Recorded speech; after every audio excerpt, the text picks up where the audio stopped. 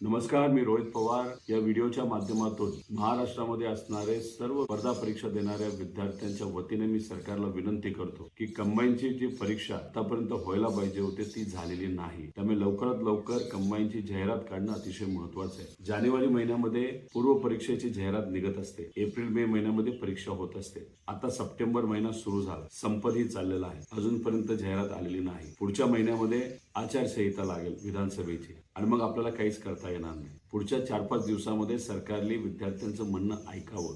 विद्यार्थ्यांनी आंदोलनं केली, पत्रव्यवहार केला, पण सरकार या विद्यार्थ्यांच्या मागण्यांकडे नेहमी दुर्लक्षच करत आलेलं आहे. मी परत एकदा या सरकारला विनंती करतो, ठीक आहे 2च महिने आपले राहिलेत, नंतर सत्ता बदल होणारच आहे, पण शेवटी तुमच्याकडे अधिकार आहे. त्या अधिकाराचा वापर हा कुठेतरी या विद्यार्थ्यांच्या भविष्यासाठी करावा.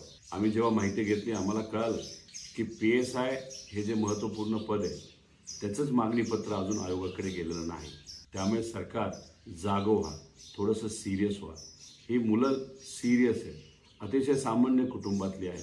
इकडनं तिकडं कसा तरी पैसा गोळा करून हॉस्टेलची फी, कॅन्टीनची फी, क्लासेसची फी ते भरतात. त्यांचे आईवडील आर्थिक अडचणीत असताना सुद्धा जेवढं काय पाठिंबा देता येईल या मुलांच्या भवितव्यासाठी, त्यांच्या स्वप्नांसाठी ते प्रयत्न करत असतात. पण सरकारकडनं उशीर झाल्यामुळे पैसा सरकारचा वाया जात नसतो, पण या मुलींना अतिरिक्त पैसा हा दर महिन्याला जेवढा डिले होईल तेवढा पैसा तिथं द्यावा लागतो.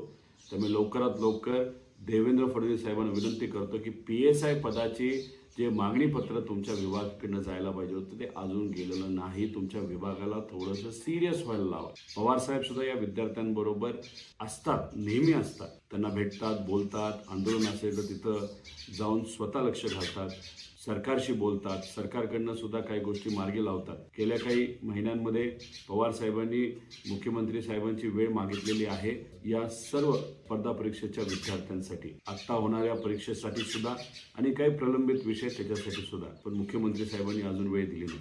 पण साहेब आहेत. साहेबांचं एखादं ट्विट, एखादं पत्र ह्याच्यामुळे सुद्धा सरकारवर दबाव येत असतो.